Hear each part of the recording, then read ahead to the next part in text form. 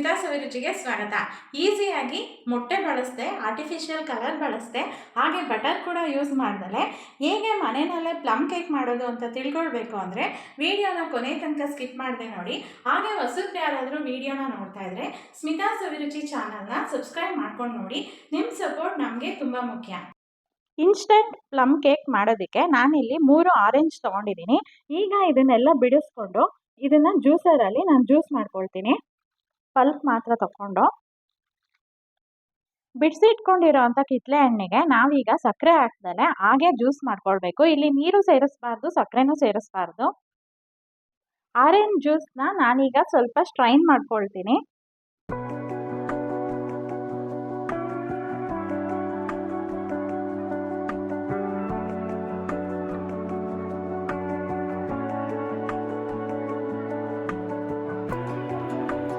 ಈಗ ನಾನು ಮೀಡಿಯಂ ಫ್ಲೇಮಲ್ಲಿ ಒಂದು ಪ್ಯಾನ್ ಇಟ್ಕೊಂಡು ಅದಕ್ಕೆ ತಗೊಂಡಿರೋ ಅಂಥ ಆರೆಂಜ್ ಜ್ಯೂಸ್ನ ಸೇರಿಸ್ತಾ ಇದ್ದೀನಿ.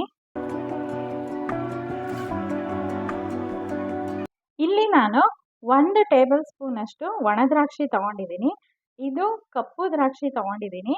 ಇಲ್ಲಿ ನಾನು ಬ್ಲೂಬೆರೀಸ್ ತಗೊಂಡಿದ್ದೀನಿ. ಬ್ಲೂಬೆರಿ ಮತ್ತು ಒಣ ದ್ರಾಕ್ಷಿ ಎರಡು ಬೇರೆ ಬೇರೆ. ಹಾಗೆಯೇ ಚೆರ್ರಿ 1 ಸ್ಪೂನಷ್ಟು ತಗೊಂಡಿದ್ದೀನಿ. ಇದನ್ನು ರೌಂಡಾಗಿ ನಾನು ಸರ್ಕಲ್ ಮಾಡಿ ಇಟ್ಕೊಂಡಿದ್ದೀನಿ. ಹಾಗೆ ಟೂಟಿ ಫ್ರೂಟಿ ತಗೊಂಡಿದ್ದೀನಿ.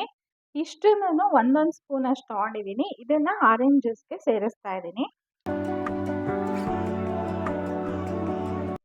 ಜ್ಯೂಸ್ಗೆ ನಾವು ತಗೊಂಡಿರೋ ಅಂಥ ಡ್ರೈ ಫ್ರೂಟ್ಸ್ ಎಲ್ಲ ಸೇರಿಸಿದ್ಮೇಲೆ ಇದನ್ನು ಚೆನ್ನಾಗಿ ನಾವು ಬಾಯ್ಲ್ ಮಾಡ್ಕೊಳ್ಳೋಣ.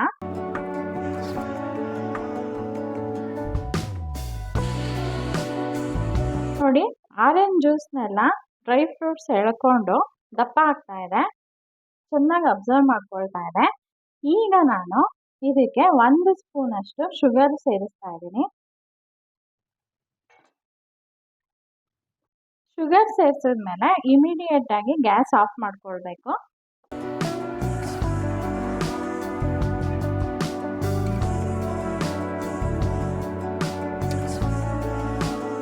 ಈಗ ಈ ಮಿಶ್ರಣನ ತಣ್ಣಗಾಗೋದಕ್ಕೆ ನಾವು ಬಿಟ್ಬಿಡೋಣ. ಒಂದು ಬೌಲ್ಗೆ ನಾನು ಇದನ್ನು ಹಾಕೊಳ್ತಾ ಇದ್ದೀನಿ.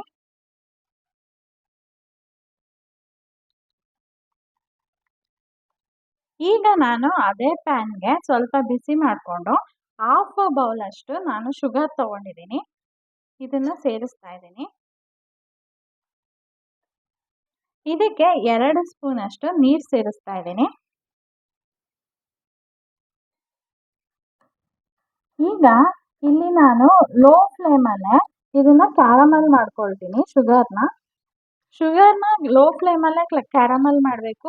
ನೀವೇನಾದರೂ ಹೈ ಫ್ಲೇಮಲ್ಲಿ ಇಟ್ಕೊಂಡ್ರೆ ಇದು ಪೂರ್ತಿ ಕಹಿ ಆಗಿಬಿಡುತ್ತೆ. ಸಕ್ಕರೆ ಕರಗ್ತಾ ಇದೆ, ಹಾಗೆ ಕಲರ್ ಕೂಡ ಚೇಂಜ್ ಆಗ್ತಾ ಇದೆ. ನೋಡಿ, ಇಲ್ಲಿ ನೀವು ನೋಡ್ಬೋದು ಗೋಲ್ಡನ್ ಬ್ರೌನ್ ಕಲರ್ಗೆ ಟರ್ನ್ ಆಗ್ತಾ ಇದೆ ಸಕ್ಕರೆ, ಆದರೆ ಕಪ್ಪಗೆ ಆಗ್ತಾ ಇಲ್ಲ. ಇದನ್ನು ನೀವು ತುಂಬ ಗಮನದಲ್ಲಿ ಇಟ್ಕೊಳ್ಬೇಕು. ಈ ಕ್ಯಾರಮಲ್ ಮಾಡುವಾಗ ಏನಾದರೂ ಇದು ಕಪ್ಪಗೆ ಬಂದುಬಿಟ್ರೆ ಕೇಕು ಕೂಡ ಕಪ್ಪಗೆ ಬರುತ್ತೆ. ಇಲ್ಲಿ ನೀವು ತುಂಬ ಹುಷಾರಾಗಿ ಮಾಡ್ಕೊಳ್ಬೇಕು. ಲೋ ಫ್ಲೇಮಲ್ಲೇ ಮಾಡಬೇಕು. ನೋಡಿ, ಹಾಕಿರೋ ಅಂಥ ಸಕ್ಕರೆ ಯಾವ ಥರ ಮತ್ತೆ ಕ್ರಿಸ್ಟಲ್ ಫಾರ್ಮಾಗಿ ಬರ್ತಾ ಇದೆ. ಈಗ ಗ್ಯಾಸ್ನ ಆಫ್ ಮಾಡ್ಕೊಂಡ್ಬಿಟ್ಟು ನಾವು ಇದಕ್ಕೆ ಅರ್ಧ ಕಪ್ನಷ್ಟು ನೀರು ಸೇರಿಸ್ಕೊಳ್ಳೋಣ.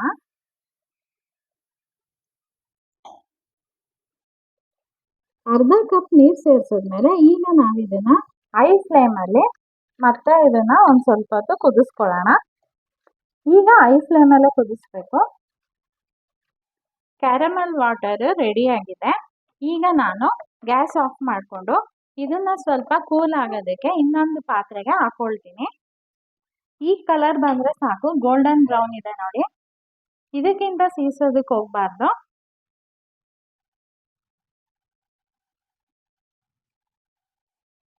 ಕ್ಯಾರಮಲ್ ವಾಟರ್ನ ಮತ್ತು ಆರೆಂಜ್ ಜ್ಯೂಸ್ನ ಎರಡೂ ನಾವೀಗ ಕೂಲ್ ಆಗೋದಕ್ಕೆ ಸ್ವಲ್ಪ ಹೊತ್ತು ಬಿಟ್ಬಿಡೋಣ. ಕೇಕ್ ಮೌಲ್ಡ್ನ ಈಗ ಗ್ರೀಸ್ ಮಾಡಿ ಇಟ್ಕೊಳ್ಳೋಣ. ಇಲ್ಲಿ ನಾನು ಬಟರ್ ಪೇಪರ್ನ ರೌಂಡಾಗಿ ಕಟ್ ಮಾಡಿ ಹಾಕ್ಕೊಂಡಿದ್ದೀನಿ. ನಿಮಗೆ ಇದು ಸಿಗ್ದಲೇ ಇದ್ದರೆ ನೀವು ಎಣ್ಣೆನ ಇದಕ್ಕೆ ಅಪ್ಲೈ ಮಾಡಿಬಿಟ್ಟು ಮೈದಾ ಪೌಡರ್ನ ಡಸ್ಟ್ ಮಾಡ್ಕೊಳ್ಬೋದು. ನಾನೀಗ ಬಟರ್ ಪೇಪರ್ ಮೇಲೆ ಸ್ವಲ್ಪ ಎಣ್ಣೆನ ಹಚ್ಕೊಳ್ತಾ ಇದ್ದೀನಿ. ಸುತ್ತಲೂ ಹಚ್ಬೇಕಾಗತ್ತೆ. ಕೇಕು ಎಲ್ಲೂ ಕಚ್ಕೊಳ್ಬಾರ್ದು, ಹಾಗಾಗಿ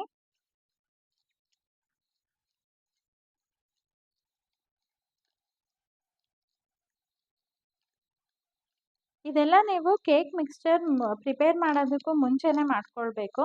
ಯಾಕೆಂದರೆ ಪ್ರಿಪೇರ್ ಆದ ತಕ್ಷಣನೇ ನಾವು ಮೌಲ್ಡ್ಗೆ ಹಾಕಿ ಇದನ್ನು ಕುಕ್ ಮಾಡೋದಕ್ಕೆ ಇಟ್ಬಿಡ್ಬೇಕು. ಈಗ ನಾನು ಓವನ್ನ ಪ್ರೀ ಹೀಟಿಗೆ ಇಟ್ಕೊಳ್ತಾ ಇದ್ದೀನಿ. ಇಲ್ಲಿ ನಾನು ಟೆಂಪರೇಚರ್ನ 180 ಡಿಗ್ರಿಗೆ ಸೆಟ್ ಮಾಡ್ತಾ ಇದ್ದೀನಿ. ರಾಡ್ನ ಎರಡನ್ನೂ ನಾನು ಹೀಟಿಗೆ ಇಟ್ಟಿದ್ದೀನಿ. ಹಾಗೆ ಟೈಮ್ನ 10 ಮಿನಿಟ್ಸ್ನ ಇಡ್ತಾ ಇದ್ದೀನಿ.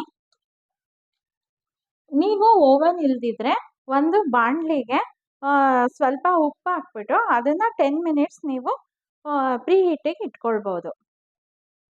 ಈಗ ಮಿಕ್ಸಿ ಜಾರ್ಗೆ ನಾನು 1/2 ಕಪ್ಪು ಶುಗರ್ ತಗೊಂಡಿದ್ದೀನಿ. ಇದರಲ್ಲಿ ನಾನು ಒಂದು ಲವಂಗ, 1 ಇಂಚ್ನಷ್ಟು ಚಕ್ಕೆ, ಹಾಗೆ ಒಂದು ಏಲಕ್ಕಿ ತಗೊಂಡಿದ್ದೀನಿ. ಇಷ್ಟನ್ನು ಪೌಡರ್ ಮಾಡ್ಕೊಳ್ತೀನಿ.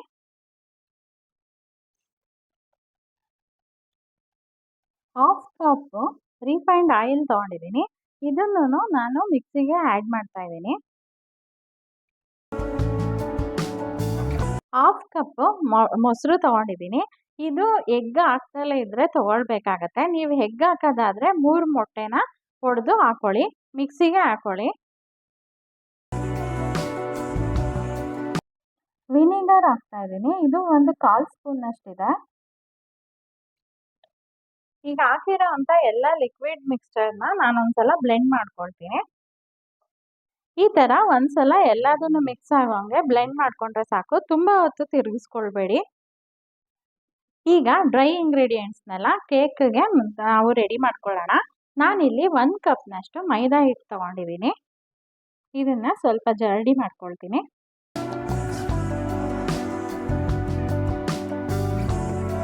ಜರಡಿ ಮಾಡ್ಕೊಂಡಿರೋ ಅಂಥ ಮೈದಾ ಹಿಟ್ಟಿಗೆ ನಾನಿಲ್ಲಿ ಆರೆಂಜ್ ಮಿಕ್ಸ್ಚರ್ನ ಹಾಕ್ತಾ ಇದ್ದೀನಿ. ಕ್ಯಾರಮಲ್ ಮಿಕ್ಸ್ಚರ್ನ ಸೇರಿಸ್ತಾ ಇದ್ದೀನಿ.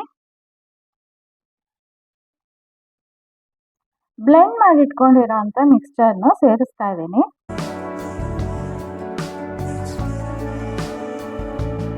ಒಂದು ಟೇಬಲ್ ಸ್ಪೂನ್ನಷ್ಟು ವೆನಿಲಾ ಫ್ಲೇವರ್ನ ಆ್ಯಡ್ ಮಾಡ್ತಾ ಇದ್ದೀನಿ. ನೀವು ನಿಮಗೆ ಇಷ್ಟವಾದಂಥ ಫ್ಲೇವರ್ನ ಆ್ಯಡ್ ಮಾಡ್ಕೊಳ್ಬೋದು.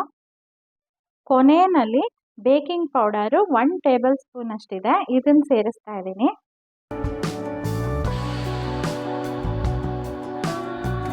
ಅರ್ಧ ಟೇಬಲ್ ಸ್ಪೂನಷ್ಟು ಬೇಕಿಂಗ್ ಸೋಡಾ ಹಾಕ್ತಾ ಇದ್ದೀನಿ. ಇಲ್ಲಿ ಬಿಸಿ ಇರೋ ಅಂಥ ಹಾಲನ್ನ ನಾನಿಲ್ಲಿ ಬೇಕಿಂಗ್ ಪೌಡರ್ ಮತ್ತು ಬೇಕಿಂಗ್ ಸೋಡಾ ಮೇಲೆ ಹಾಕ್ತಾ ಇದ್ದೀನಿ. ಯಾಕೆಂದರೆ ಆ್ಯಕ್ಟಿವೇಟ್ ಆಗಬೇಕದು. ಇದು 2 ಟೇಬಲ್ ಸ್ಪೂನಷ್ಟು ಹಾಕ್ತಾ ಇದ್ದೀನಿ.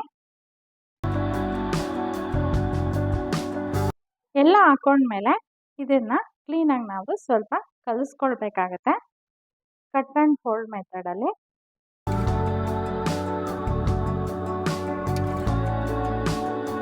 ಮಿಕ್ಸ್ಚರ್ನ ಈ ಥರ ಕಟ್ ಆ್ಯಂಡ್ ಫೋಲ್ಡ್ ಮೆಥಡಲ್ಲೇ ನೀವು ಕಲಿಸ್ಬೇಕು. ನೋಡಿ, ಈ ಕನ್ಸಿಸ್ಟೆನ್ಸಿ ಬಂದರೆ ಸಾಕು. ಕ್ಲೀನಾಗಿ ಫ್ಲೋ ಆಗ್ತಾ ಇದೆ. ಈಗ ಇದನ್ನು ನಾವು ಗ್ರೀಸ್ ಮಾಡಿ ಇಟ್ಕೊಂಡಿರೋ ಅಂಥ ಪ್ಯಾನಿಗೆ ನಾವು ಇದನ್ನು ಟ್ರಾನ್ಸ್ಫರ್ ಮಾಡೋಣ.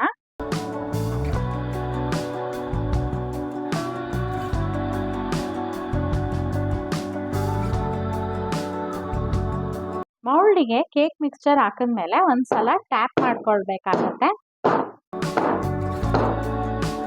ನಾನಿಲ್ಲಿ ಮೇಲ್ಗಡೆ ಗಾರ್ನಿಷ್ಗೆ ಡ್ರೈ ಫ್ರೂಟ್ಸ್ ಹಾಕ್ಕೊಂಡಿದ್ದೀನಿ.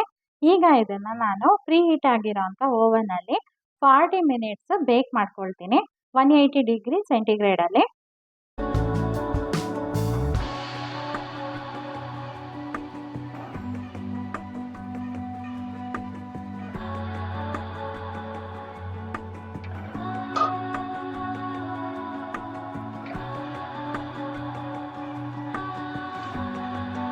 ಕರೆಕ್ಟಾಗಿ 40 ಮಿನಿಟ್ಸು ಈ ಪ್ಲಮ್ ಕೇಕ್ ಬೇಕಾಗಿದೆ.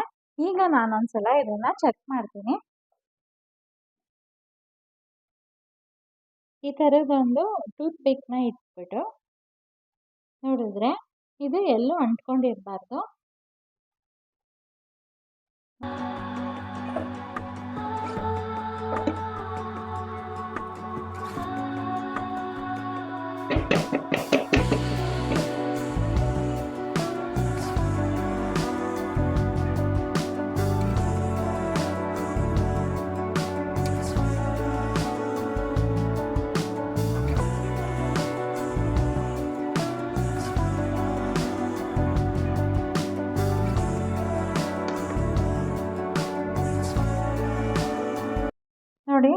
ಪ್ಲಮ್ ಕೇಕ್ ಆಗಿದೆ. ಎಷ್ಟು ಚೆನ್ನಾಗಿ ನಾವು ಹಾಕಿರೋ ಅಂತ ಎಲ್ಲ ಸೋಪುಡು ಚೆರ್ರೀಸು ಕೆಳಗೆ ಹೋಗಿ ಕೂತ್ಕೊಂಡಿದೆ. ಈಗ ಮತ್ತೆ ಉಲ್ಟಾ ಮಾಡಿ ತೋರಿಸ್ತೀನಿ ನೋಡಿ. ಒಂಚೂರು ಸೀದಿಲ್ಲ. ಮೊಟ್ಟೆ ಹಾಕ್ದಲೇನು ಆಲ್ಕೋಹಾಲ್ ಹಾಕ್ದಲೇನು ನಾವು ಎಷ್ಟು ಚೆನ್ನಾಗಿ ಪ್ಲಮ್ ಕೇಕ್ ಮಾಡಿದ್ವಿ ಅಂತ ನೋಡಿದ್ರಲ್ಲ. ಕ್ರಿಸ್ಮಸ್ ಸ್ಪೆಷಲ್ ಪ್ಲಮ್ ಕೇಕ್ನ ಈಸಿಯಾಗಿ ಮನೆಯಲ್ಲಿ ಹೇಗೆ ಮಾಡೋದು ಅಂತ. ಇದಕ್ಕೆ ನಾನು ಎಗ್ ಹಾಕಿಲ್ಲ, ಹಾಗೆ ಆರ್ಟಿಫಿಷಿಯಲ್ ಕಲರ್ ಹಾಕಿಲ್ಲ, ಕೋಕೋ ಪೌಡ್ರು ಯೂಸ್ ಮಾಡಿಲ್ಲ, ಯಾವುದೂ ಯೂಸ್ ಮಾಡ್ದಲೆ, ಆಲ್ಕೋಹಾಲಲ್ಲಿ ಕೂಡ ಯೂಸ್ ಮಾಡ್ದಲೆ ಎಷ್ಟು ಈಸಿಯಾಗಿ ಮನೇಲಿ ಮಾಡಿದ್ವಿ ಅಂತ ನೀವು ಇದನ್ನು ನಿಮ್ಮ ಮನೆಯಲ್ಲಿ ಟ್ರೈ ಮಾಡಿ.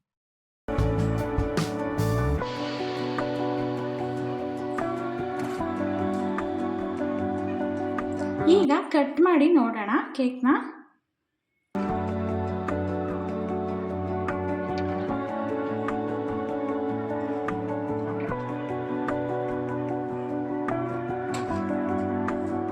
ನೋಡಿದ್ರಲ್ಲ, ಈಸಿಯಾಗಿ ಜ್ಯೂಸಿಯಾಗಿ ಹಾಗೆ ಮಾಯಿಸ್ಟ್ ಆಗಿರೋ ಅಂಥ ಪ್ಲಮ್ ಕೇಕ್ನ ಹೇಗೆ ಮಾಡೋದು ಅಂತ.